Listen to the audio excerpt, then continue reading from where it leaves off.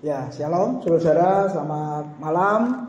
Biarlah pujian yang barusan kita nyanyikan, Bapak Ibu Saudara, boleh meneguhkan kita, menguatkan kita bahwa kita memiliki Allah yang Immanuel, Allah yang tidak pernah meninggalkan kita, Bapak Ibu Saudara. Nah, malam hari ini kita akan merenungkan firman Tuhan yang terambil di dalam Injil Lukas pasal yang ke-5 ayat 1 sampai dengan ayat yang ke-11, Bapak Ibu. Kita melihat Lukas pasal 5 ayat 1 sampai 11. Saya beri judul firman Tuhan malam ini, My Calling is My Ministry. Panggilanku adalah pelayananku. Ya, panggilanku adalah pelayananku. Nah, mari kita melihat, Saudara, yang berbunyi demikian. Pada suatu kali Yesus berdiri di pantai Danau Genesaret. Sedang orang banyak mengerumuni dia hendak mendengarkan firman Allah. Ia melihat dua perahu di tepi pantai. Nelayan-nelayannya telah turun dan sedang membasuh jalannya. Yesus naik ke dalam salah satu perahu itu, yaitu perahu Simon, dan menyuruh dia supaya menolakkan perahunya sedikit jauh dari pantai. Lalu Yesus duduk dan mengajar orang banyak dari atas perahu.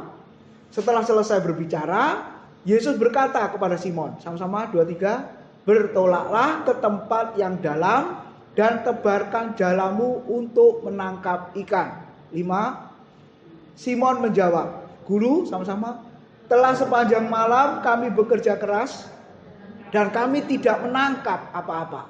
Tetapi karena engkau menyuruhnya, aku akan menebarkan jala juga. Dan setelah mereka melakukannya, mereka menangkap sejumlah besar ikan sehingga jala mereka mulai koyak. Lalu mereka memberi isyarat kepada teman-temannya di perahu yang lain supaya mereka datang membantunya, dan mereka itu datang.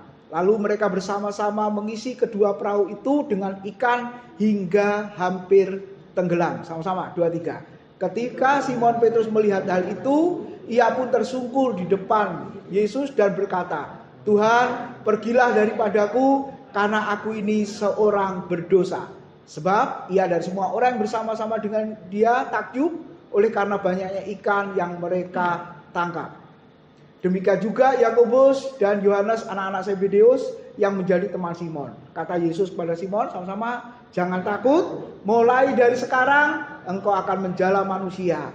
Dan sesudah mereka menghela perahu-perahunya ke darat, mereka pun meninggalkan segala sesuatu lalu mengikut Yesus. Amin. Bapak Ibu Saudara, beberapa hari yang lalu, Saudara, ada rekan yang menceritakan kondisinya kepada saya. Kondisi yang sulit tentunya, Bapak Ibu Saudara, di mana dia memulai usaha yang baru, yaitu menjadi driver online. Dia ada di luar kota, Bapak Ibu Saudara. Lalu dia berkata kepada saya, karena umur sudah 50-an tahun, jadi sulit mau bekerja yang lain. Jadi yang muda yang menjadi driver online. Apalagi sewa mobilnya itu murah. Per hari 150.000. Murah toh Bapak Ibu? Di Surabaya enggak ada? Ada apa tidak sewa mobil per hari 150.000? Enggak ada ya. Tapi di kota ini ada Bapak Ibu. Nah, lalu dia ambil, kemudian dia berkata, hari ini saya bisa bayar sewa mobilnya 150.000, lalu dengan isi BBM-nya bisa. Dia berangkat dari pagi sampai malam. Tetapi dia berkata apa? Aku nggak bawa duit sisanya untuk narik itu katanya. Jadi untuk biaya sewa hari itu bisa, biaya BBM bisa untuk keliling dari pagi sampai malam, tapi aku kerja bakti katanya begitu, Saudara. Lalu saya berkata kepadanya, kamu sabar saja, kan kamu masih baru mulai 1 mingguan kira-kira waktu itu. Cobalah sampai 1 bulan. Nah, sampai hari ini sudah 1 bulan, dia nggak cerita lagi kepada saya. Semoga Bapak Ibu dia dapat hasilnya, dia bisa dapat uangnya untuk keluarganya. Lalu Bapak Ibu Saudara, ada kisah yang kedua. Ada rekan teman dosen Bapak Ibu Saudara. Di parkiran dia ngobrol lalu cerita kepada saya. Coba bayangkan, rumah saya tahu toh Pak Timotius, Surabaya ujung, katanya gitu ya saudara, ujungnya Surabaya. Lalu saya pergi ke tempat mengajar di ujung Surabaya yang lain. Pak Rudolf ini yang biasa ngitari Surabaya ya. Ujung Surabaya satu dengan yang lain jaraknya berapa Pak kira-kira? Berapa kilo Pak? 30 kilo? Lebih? Lebih. Saya ke rumah ke sini aja 20 kilo saudara. Bisa jadi 30 sampai 40 bahkan sampai 50 kilo ya. Karena saya tahu rumahnya dia ujung sekali dari Surabaya. Tempatnya mengajar juga ujungnya Surabaya. Saya nggak sebutkan namanya, nanti kalau saya sebutkan saudara tahu. Kemudian saya lewat tol lagi. Sebab kalau nggak lewat tol, saya perlu waktu berapa lama? Belum kena macet. Pak Timotius tahu apa? Saya 1 bulan diberi persembahan kasih 100.000. 4 kali datang. Berarti 1 kali datang 25.000. Tolnya saja berapa? Saudara, gitu ya. Belum bensinnya, katanya begitu. Ini kerja bakti juga. Saya berkata, ya sudah, sabar saja. Memang sekolah itu nggak ada duitnya, saya bilang gitu, saudara. Karena saya juga pernah ngajar di situ. Lalu yang ketiga, Bapak Ibu Saudara, ada teman kali ini hamba Tuhan. Ya, karena dia dipasrahi oleh gembalanya yang sudah meninggal untuk melanjutkan pelayanan pengembalaan, Bapak Ibu. Nah, karena pandemi, maka tidak ada ibadah secara online, jadi jemaatnya nggak tahu entah kemana. Lalu dia oleh pihak gembala itu, saudara, mungkin sebelum meninggal ya, dia berpesan, kamu lanjutkan pelayanan ini, cari jiwa-jiwa yang sudah lama nggak beribadah. Nah, setelah itu terkumpullah jemaat, lalu sewa di suatu tempat. Dia berkata kepada saya, tolong bantu dalam doa dan sekaligus carikan donatur. Sambil dia foto kwitansi sewa setiap bulan, Bapak Ibu. Saya ini heran, kenapa kalau susah itu ceritanya ke saya, saudara. Ya, saya ini siapa gitu kan, saudara. Ya sudah, kamu berdoa saja, saya nggak janji gitu ya. Nanti hari Minggu fotokan kondisinya jemaat seperti itu. Jadi dia foto kwitansi pembayaran bulan ini, lalu dia akan pakai untuk bulan depan, saudara, di atas 1 juta per bulan. Nah, Bapak Ibu Saudara, kita boleh merenungkan di dalam bagian ini. Semua menceritakan kondisi yang penuh dengan kesulitan. Nah, Bapak Ibu, dari bacaan kita, saudara, Petrus juga mengalami hal yang sama. Tadi dia berkata apa, saudara? Guru, sepanjang malam saya sudah bekerja keras, tetapi tidak menangkap 1 ekor pun. Bapak Ibu Saudara, sepanjang malam kami bekerja keras, tetapi tidak mendapatkan hasil, tidak mendapatkan 1 ekor pun. Bayangkan saudara, kalau kita lihat kisah ini, berarti pagi sampai sore ikut Yesus. Ya, Yesus kemanapun pergi, Petrus ini ikut, betul? Karena dia adalah salah satu murid Tuhan ya. Terus malamnya, karena firman Tuhan mengatakan apa? Sepanjang malam kami bekerja. Berarti dia dari malam sekitar jam 7, jam 8 sampai menjelang subuh ya. Bayangkan saudara, kalau saudara tanya Petrus ini tidurnya kapan? Enggak tidur. Ya kan? Pagi sampai sore ikut Yesus, melayani bersama Yesus. Kemudian malam sampai besok paginya bekerja untuk memenuhi kebutuhan keluarganya. Dan firman Tuhan berkata, kami tidak mendapatkan apa-apa. Petrus adalah tipe orang yang bekerja keras. Betul ya Bapak Ibu? Nah, pada malam hari ini juga mungkin kita yang hadir juga sama, Bapak Ibu. Mungkin kita berkata sudah bekerja keras, tapi hasilnya tidak seperti yang diharapkan. Bekerja sungguh-sungguh, Bapak Ibu, tidak mengenal lelah, tapi hasilnya coba lihat, tidak sebanding dengan apa yang aku kerjakan, apa yang aku lakukan. Bahkan saudara, kalau kita dalam konteks melayani Tuhan, mungkin kita juga berkata, sudah melayani Tuhan dengan sungguh-sungguh, tetapi hasilnya tidak sesuai yang kita harapkan. Nah, saya salah satunya. Pelayanan ini kurang di mananya. Gitu ya, sudah bersungguh-sungguh, sudah serius, ya sudah diawali dengan doa, sudah persiapan dengan matang, tapi seolah hasilnya Bapak Ibu Saudara tidak seperti yang saya harapkan. Nah, malam hari ini kita akan merenungkan bagian yang sangat penting. Justru Tuhan mengizinkan yang seolah-olah tanpa hasil, yang seolah-olah tidak melihat hasilnya. Justru apa saudara? Dari bagian ini kita akan melihat ternyata Petrus diizinkan Tuhan semuanya untuk mengalami itu. Supaya apa? Petrus bisa lebih mengenal Yesus. Dari ayat-ayat yang kita baca tadi menunjukkan hal itu. Nah, ada yang mengatakan sudah ikut Yesus, jangan kembali bekerja. Nah, gitu ya Bapak Ibu. Sudah ikut Yesus, sudah komitmen mau melayani Tuhan, jangan pergi bekerja di dunia lagi. Nanti nggak dapat hasil. Ada yang mengajarkan begitu, saudara. Tapi pertanyaannya, kalau itu salah, kenapa Yesus tidak tegur Petrus? Kalau Bapak Ibu baca kitab Injil, kesekian kalinya Petrus itu pergi menangkap ikan. Paling tidak ada 2 kali atau 3 kali. Yang terakhir di Yohanes 21 ayat 3 sampai 14. Di situ Yesus sudah bangkit dari kematian, menampakkan diri kepada Petrus. Petrus juga sama, saudara. Dia berkata kepada murid-murid yang lain, aku mau pergi menangkap ikan. Tapi Alkitab mengatakan malam itu juga Petrus dengan teman-temannya tidak mendapat apa-apa, kata Alkitab. Jadi katanya, kalau sudah ikut Yesus, komitmen melayani Tuhan, ya, bekerja buat Tuhan, jangan bekerja di sekuler, di dunia lagi. Nanti nggak dapat apa-apa. Mengambil bahasanya kitab Hagai ya, upahmu kau letakkan ke dalam pundi-pundi yang berlubang. Jadi dimasukkan, jatuh terus, dimasukkan, jatuh terus, dimasukkan, jatuh terus.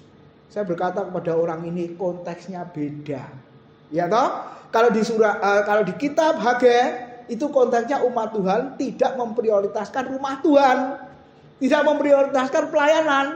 Jadi berpakaian tetap kedinginan, makan tetap kelaparan, minum tetap kehausan, bahkan upahmu yang kamu dapat dari bekerja seolah-olah kamu letakkan ke dalam celengan tabungan yang kosong. Ya, selalu uangnya habis, selalu menguap, nggak tahu entah kemana. Nah, itu konteksnya beda. Karena tidak memprioritaskan Tuhan di sana. Setelah pulang dari pembuangan, Bapak Ibu Saudara, bait Tuhan runtuh, jadi harus dibangun. Makanya Nabi Hagai, Zakaria, Serubabel teriak, kamu bisa mengapani rumahmu dengan baik, mengutamakan rumahmu dengan indah, kamu bangun dengan bagus, tapi rumah Tuhan tetap menjadi reruntuhan, kata Alkitab. Jadi inilah hasilnya, kamu tidak diberkati, tapi dikutuk oleh Tuhan. Nah, Bapak Ibu, itu konteksnya berbeda. Tapi kalau seandainya itu salah, kenapa Yesus tidak menegur Petrus? Ya, kalau kita lihat di dalam bagian ini, saudara, Yesus gak menegur Petrus. Kalau kamu bekerja itu salah, sudah ikut aku, kamu gak boleh bekerja. Enggak, Bapak Ibu. Atau ikut aku, melayani aku, juga bekerja di dunia sekuler. Lalu Tuhan tegur Petrus, yang kau lakukan itu salah, makanya kamu gak ada hasilnya. Enggak juga, Bapak Ibu. Kenapa? Karena Petrus kan punya keluarga, Bapak Ibu. Ya, punya istri, karena kita berkata dia punya ibu mertua.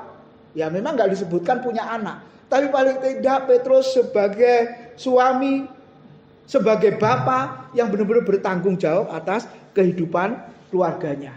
Dan kita bisa melihat, ternyata ketika Tuhan izinkan kondisi yang sulit di dalam malam ini, kita akan merenungkan panggilan Petrus diperbarui. Bapak Ibu Saudara, Petrus akhirnya bisa lebih mengenal siapa Tuhan itu. Petrus dibawa tahu pengalaman bersama Tuhan seperti apa. Nah, kalau hanya hal yang enak saja menurut kita, pertanyaannya, bisakah kita dibawa untuk bisa semakin mengenal Tuhan, memahami siapa Tuhan itu? Mungkin hal yang sulit, Bapak Ibu. Kenapa? Bisa jadi kita melupakan Tuhan. Makanya ketika rapat kemarin, Bapak Ibu ya, disinggung. Kenapa sih jemaat kok tidak ikut doa malam, katanya gitu ya. Kok tidak banyak yang hadir dibanding hari Minggu? Iya, karena jemaat itu sudah gak butuh Tuhan. Saudara, jemaat gak butuh doa lagi. Kalau Bapak Ibu mau jujur, kapan kita berdoa? Kapan kita lebih sungguh-sungguh lagi berdoa? Kapan kita ini benar-benar ya menyerahkan hidup kita ke dalam tangan Tuhan, bergantung sepenuhnya kepada Tuhan, itu kapan? Kondisi enak apa tidak enak, Bapak Ibu? Gak enak kan? Ya, ketika kondisi sulit, kita benar-benar bergantung kepada Tuhan. Kita benar-benar berharap, memohon, meminta pertolongan Tuhan. Tapi kalau kondisi baik-baik saja, Bapak Ibu masih ingat dengan Tuhan? Makanya ada salah satu yang berkata, jemaat GBI Gerah Family itu semuanya dalam keadaan baik, sehingga gak butuh Tuhan, gak butuh berdoa, katanya gitu. Bener apa enggak saudara? Kayaknya bener, yang hadir malam ini butuh Tuhan. Amin. Oh enggak juga. Lalu saudara hadir ngapain kalau begitu? Nah Bapak Ibu, kita bisa melihat ketika Tuhan mengizinkan bagian yang sulit, ternyata ada tujuan Tuhan di sana. Yaitu apa saudara? Panggilan kita diperbarui. Motivasi pelayanan kita juga dikuatkan oleh Tuhan. Hidup kita dibuat semakin mengenal siapa Tuhan. Nah, saya berharap bagian yang terakhir ini menjadi bagian yang sangat penting. Petrus mengalami Tuhan. Petrus mengenal Tuhan lebih lagi. Nah, coba saudara-saudara di dalam ayat yang ke-1 tadi dikatakan, ternyata peneguhan panggilan itu dari apa saudara? Firman Tuhan. Yang terus-menerus mengingatkan, yang terus-menerus mengajar, yang terus-menerus mengoreksi kita. Minggu lalu kita sudah mendengar bahwa firman Tuhan itu bagaikan cermin. Ya, siapa sore ini yang tidak bercermin, habis mandi langsung berangkat ke gereja? Kalau laki-laki ya cepet aja. Apalagi kalau rambutnya pendek kayak saya, disisir gak disisir sama saja. Betul ya? Saudara, kalau laki itu cepet aja. Tapi kalau yang perempuan, saya masih ingat kalau anak-anak masih kecil dulu, Yosefa Gracia itu kalau sekolah, Bapak Ibu, ya saya ngantar ke sekolah ya. Walah, ribet deh. Apalagi Gracia itu. Ngomong sama mamanya, "Ma, rambutku gak dikuncrit." Nah, lebih ribet toh, lama nguncrit. Ya saudara ya, rambutnya panjang, pendek nggak mau dia, maunya panjang supaya dikuncrit lalu dikepang, lucu katanya gitu saudara. Yang ngomong lucu kok dia, gitu ya. Jadi perlu waktu agak lama. Kalau Yosefa sih agak cepet-cepet aja, pokoknya sisir betul gitu ya saudara. Tapi kalau yang Gracia itu lain. Nah, apalagi saudara yang wanita pasti lebih lama, saudara. Lihat cerminnya. Kenapa ada yang kurang ini itu dan lain sebagainya. Nah Bapak Ibu, firman Tuhan bagaikan cermin untuk melihat siapa diri kita. Ada kekurangannya di situ, ada sesuatu yang membuat ya penampilan kita kurang menarik atau tidak menarik, kemudian berusaha supaya lebih baik lagi dilihat oleh orang lain. Nah Bapak Ibu, firman Tuhan bagaikan cermin yang bisa kita pakai untuk melihat diri kita, kekurangan diri kita, panggilan kita. Mungkin sudah mulai mundur dari Tuhan, sudah mulai kering, sudah mulai apa saudara? Jauh dari Tuhan. Makanya lagu yang pertama tadi, mengalirlah kuasa Roh Kudus. Hidup kita bagaikan tanah yang kering, tanah yang tandus katakanlah. Kita perlu kesegaran, perlu kesejukan dari air surgawi itu. Apakah itu? Firman, Bapak Ibu Saudara. Coba lihat ayat yang pertama. Pada suatu kali Yesus berdiri di pantai Danau Genesaret, sedang orang banyak mengerumuni dia hendak mendengarkan firman Tuhan. Kalau saudara baca di kitab yang lain disebut Galilea, Tiberias itu sama ya. Namanya 3 tapi lokasinya 1. Ya, 1 disebut Genesaret, 1 Galilea, 1 Tiberias itu sama. Firman Tuhan mengatakan orang banyak mengerumuni Yesus untuk mendengarkan firman Tuhan. Dengan kata lain Bapak Ibu, firman Tuhan kita butuhkan untuk apa? Meneguhkan. Lalu sikap kita harus apa? Saya dan saudara harus memiliki sikap penuh antusias, ya respect, bergairah untuk menyambut firman itu.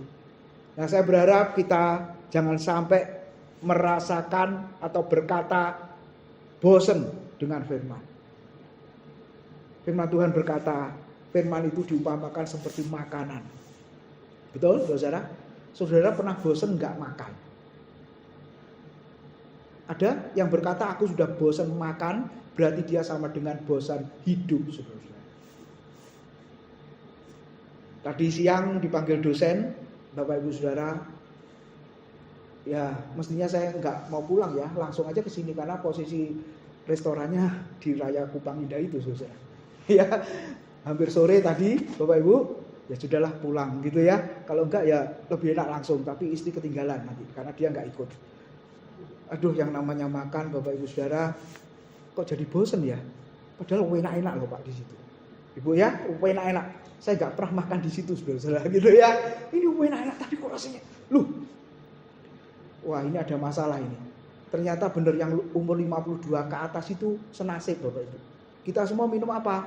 Teh tawar panas. Yang lain es teh gitu ya saudara. Yang ngomong es teh itu umur 30 atau 40 tahun ke bawah. Tapi yang sudah 50 tahun ke atas itu minumnya teh tawar panas. Kenapa? Ternyata senasib, minum obat semua ternyata. Nah belum yang lain-lain itu. Wah sudah rasanya nggak bisa makan.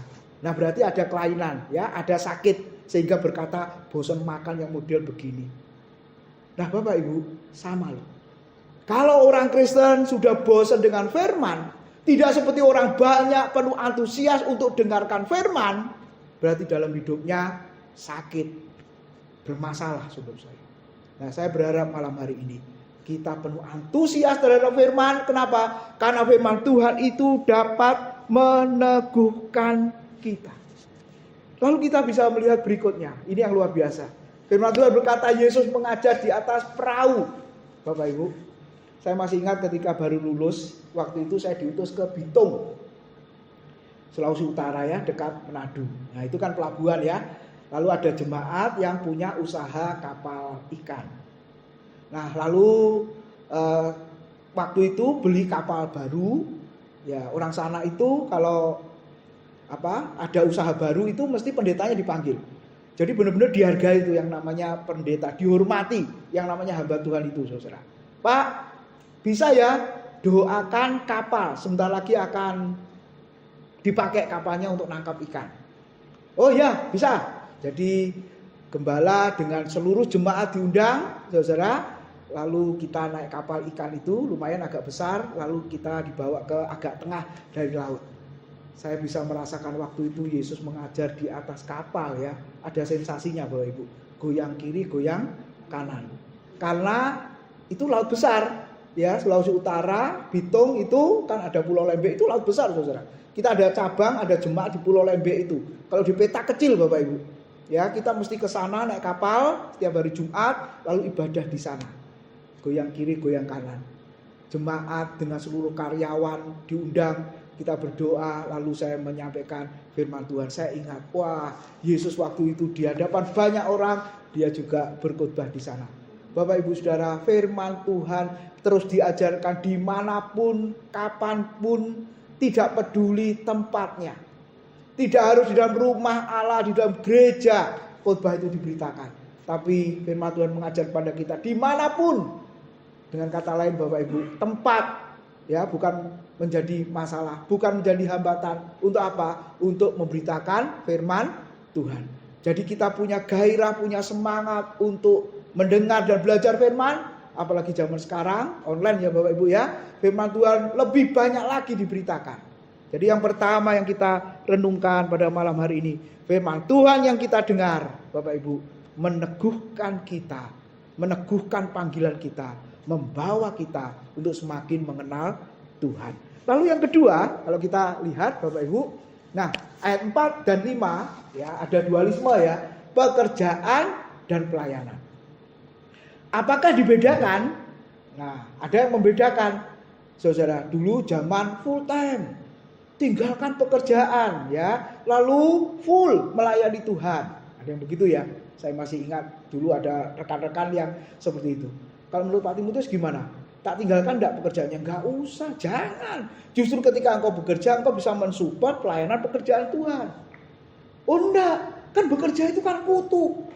Nah, coba lihat saudara.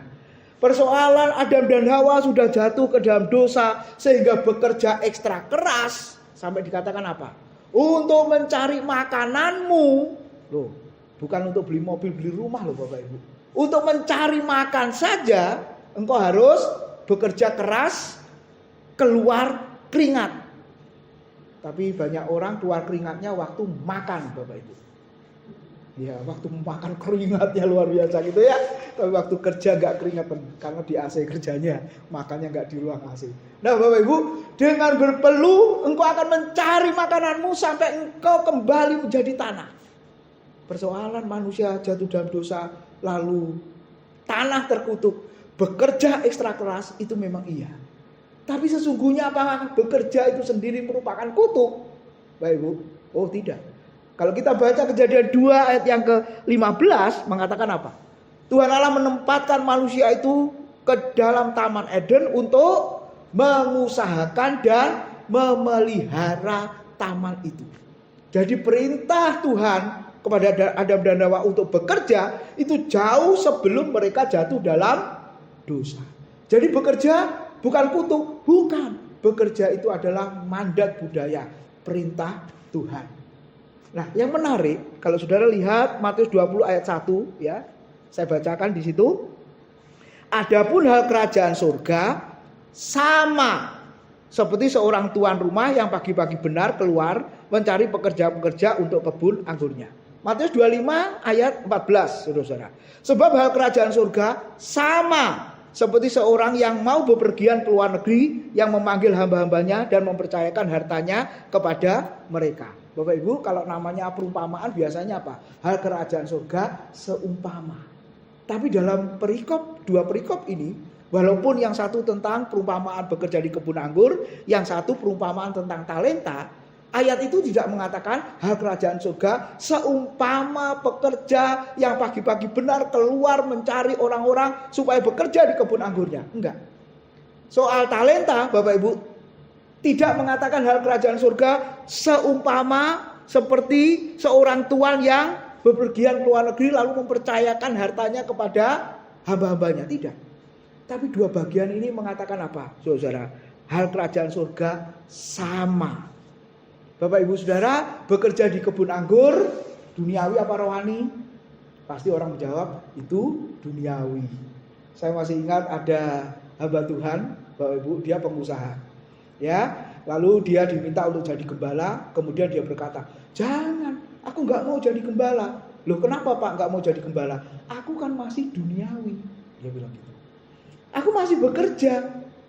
Ya, terus kenapa kok nggak mau? Kenapa alasannya? Kamu tahu sendirilah.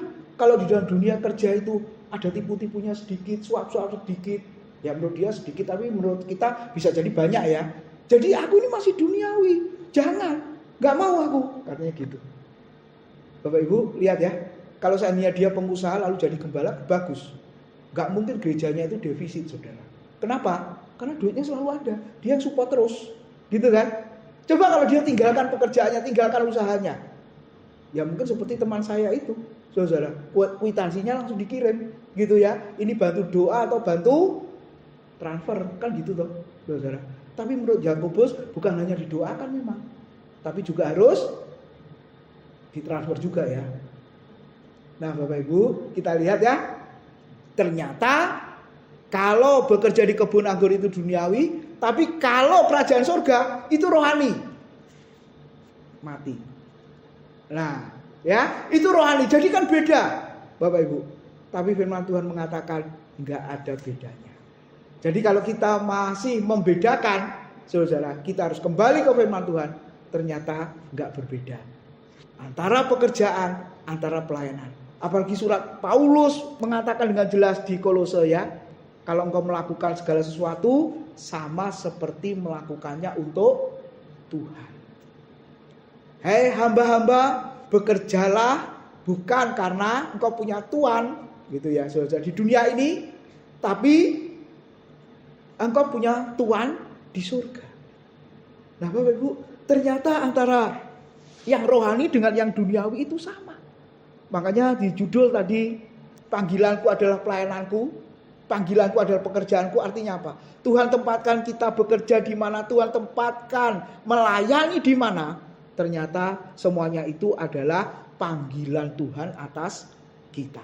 Nah Bapak Ibu, kita bisa melihat di dalam bagian ini makanya Petrus bekerja. Bahkan dikatakan aku bekerja keras. Dan Tuhan tidak mengatakan kamu salah. Enggak, saudara-saudara. Berulang kali Petrus seperti itu. Tuhan tidak pernah mengatakan kamu salah, tidak. Dan kita bisa melihat ternyata memang Tuhan mengizinkan tidak dapat apa-apa. Bapak Ibu, kalau kita belajar Danau Genesaret, itu seharusnya banyak ikan. Jadi kalau malam itu Satu ekor pun nggak ada yang nyangkut di jalannya. Itu sebenarnya satu hal yang sangat mustahil, nggak mungkin, saudara. Tapi kita bisa melihat apa? Ternyata satu ekor pun tidak dapat. Itu faktanya. Berarti Bapak Ibu, kita melihat Tuhan mengizinkan hal itu terjadi supaya apa? Petrus bisa mengenal siapa Tuhannya. Lalu yang ketiga kita bisa melihat berikutnya, saudara. Ketika dia sudah berkata, "Guru, sepanjang malam sudah bekerja keras, aku tidak mendapatkan apa-apa." Lalu apa yang dikatakan oleh Tuhan? Bertolaklah ke tempat yang lebih dalam. Saudara, akhirnya Petrus taat. Iya. Ayat 6 dan ayat 7 mengatakan Petrus melakukan apa yang diperintahkan Tuhan. Tuhan tidak mengatakan, ketika engkau menebarkan jalamu, engkau pasti memperolehnya. Ada, saudara, ayat-ayat yang kita baca tadi? Enggak ada. Ya, Tuhan mengatakan bertolaklah yang lebih dalam, tebarkan jalamu, engkau pasti mendapat banyak ikan. Enggak, saudara. Makanya hati-hati loh. Hamba Tuhan kadang-kadang lebih berani dari Tuhan ya. Tuhan aja enggak menjanjikan, hamba Tuhannya menjanjikan ya. Engkau pasti. Padahal enggak, saudara. Nah, apa yang dituntut oleh Tuhan? Ternyata Tuhan menuntut Petrus supaya mentaati perintahnya tanpa syarat ya. Kalau ada syaratnya, engkau akan dapat sesuatu, pasti kita akan berkata mudah melakukannya. Kenapa? Ada sesuatunya. Ada yang dijanjikan. Benar, saudara? Kita lakukan sesuatu, kalau ada sesuatu, mau nggak kita lakukan? Pasti mau. Motivasinya apa? Ada sesuatu itu loh yang sudah dijanjikan nanti akan diberikan. Tapi Tuhan tidak berjanji kepada Petrus seperti itu. Tebarkan jalamu, engkau pasti memperoleh. Enggak, saudara. Tuhan hanya mengatakan tebarkan jalamu. Petrus juga waktu itu berpikir, Yesus itu tadi kan disebut apa? Guru. Mengajar di rumah ibadah. Urusan laut, urusan ikan, urusan pekerjaan nelayan, guru ngerti apa? Apalagi Petrus nelayan yang berpengalaman. Betul ya? Senior. Mereka bisa mengandalkan kekuatannya. Bisa. Masih ingat ketika dihantam ombak, saudara, Yesus dibiarkan tidur. Betul? Saudara. Kenapa? Karena Petrus dengan teman-temannya itu nelayan yang hebat. Sudah berpengalaman. Sudah kita atasi aja sendiri. Biarin guru tidur. Apalagi dia hanya guru, nggak ngerti urusan laut, urusan angin. Tapi apa yang terjadi, saudara? Ketika dengan kekuatannya sendiri tidak dapat berbuat apa-apa, tidak sanggup mengatasinya, barulah berkata dan membangunkan Yesus. Guru, bangunlah, kita binasa. Guru, bangun, kita binasa. Nah, Bapak Ibu, bukankah seringkali hidup kita juga seperti itu ya? Tapi hari ini Tuhan mengajarkan pada kita ketaatan mutlak kepada perkataan Yesus, perintah Yesus itu lebih penting tanpa kita melihat hasilnya. Tetapi memang ayat berikutnya, Bapak Ibu Saudara, Petrus mendapatkan hasil. Kapal itu penuh dengan ikan besar, hampir tenggelam kata Alkitab. Tetapi apa yang terjadi, saudara-saudara? Setelah mendapatkan banyak ikan, harusnya bagaimana? Responnya, bersyukur, berterima kasih karena nasihatmu kuturuti hasilnya ini. Betul Bapak Ibu? Kalau kita lagi konseling sama orang, ya, lalu orang itu memberikan nasihat, lalu kita turuti nasihatnya, dan akhirnya berkata benar ya. Coba kalau aku nggak turuti nasihatmu, hancur. Coba kalau aku nggak turuti nasihatmu, nggak tahu aku mau jadi apa. Terima kasih engkau sudah memberikan nasihat itu. Harusnya berkata terima kasih. Tapi coba lihat saudara, ketika dia sudah menangkap banyak ikan, Petrus tersungkur di depan kaki Yesus dan berkata, terima kasih Tuhan. Enggak. Dia berkata apa? Tuhan, pergilah daripadaku, karena aku ini seorang yang berdosa. Ayat di atasnya Yesus disebut guru, saudara. Lalu berikutnya dia berkata Tuhan. Dia tidak berkata terima kasih atas nasihatmu dan aku turuti ini hasilnya banyak ikan. Tidak. Dia berkata Tuhan, pergilah daripadaku karena aku ini seorang yang berdosa. Bapak Ibu, Petrus lebih mengenal Tuhan. keterpurukannya dia, ya, kesulitannya yang dia alami. Sebenarnya Tuhan ingin membawa Petrus untuk semakin mengenal dia. Petrus tahu sedang berhadapan dengan siapa. Ketika Petrus tersungkur menyembah, dia tahu ini bukan orang sembarangan, bukan sembarang guru, tapi dia adalah Tuhan yang layak disembah. Dan yang terpenting apa? Pribadi yang layak dapat mengampuni segala dosa kita. Apakah kita sudah datang kepadanya? Apakah kita sudah lebih mengenal Yesus? Bukan hanya sekedar guru, bukan hanya sekedar pemberi berkat, bukan sekedar penolong dalam segala masalah dan pergumulan hidup kita. Orang Kristen kadang-kadang banyak mengenal Yesus sebagai hal-hal yang sudah saya katakan tadi.